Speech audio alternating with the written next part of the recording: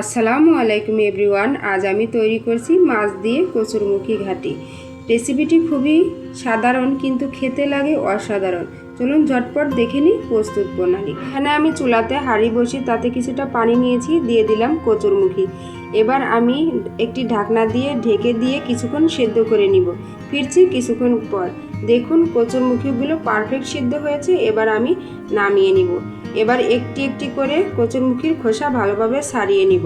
কচুরমুখীর খোসাটা ছাড়ানো শেষ। এবার রান্না করার পালা। চুলাতে বসিয়ে দিলাম কড়াই, তাতে দিয়ে দিলাম পরিমাণ মতো সয়াবিন তেল। এবার দিয়ে দিচ্ছি গোটা জিরে, দিয়ে দিলাম 2টি পেঁয়াজ কুচি এবং 4-5টি কাঁচামরিচের ফালি।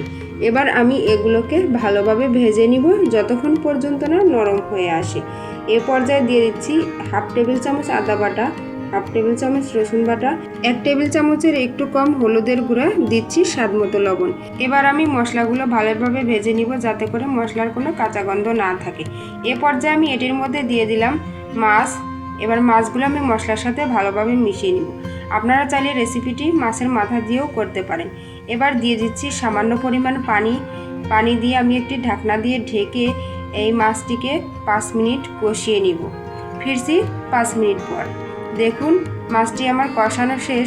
এ পর্যায়ে আমি এটির মধ্যে দিয়ে দিব আগে থেকে সিদ্ধ করে রাখা কচুরমুখী। এবার কচুরমুখীগুলো মশলার সাথে ভালোভাবে মিশিয়ে নেব।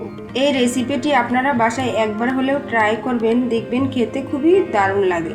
এবার দিয়ে দিলাম কিছুটা পরিমাণে পানি দিয়ে আমি এটাকে আরও 15 মিনিট রান্না করে নিব। ঢাকনা দিয়ে ঢেকে দিলাম। ফিরছি 15 মিনিট পর।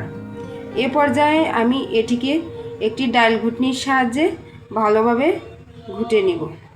আমি এখানে রুই মাছ ব্যবহার করেছি, আপনারা যে কোনো বড় মাছ ব্যবহার করতে পারেন।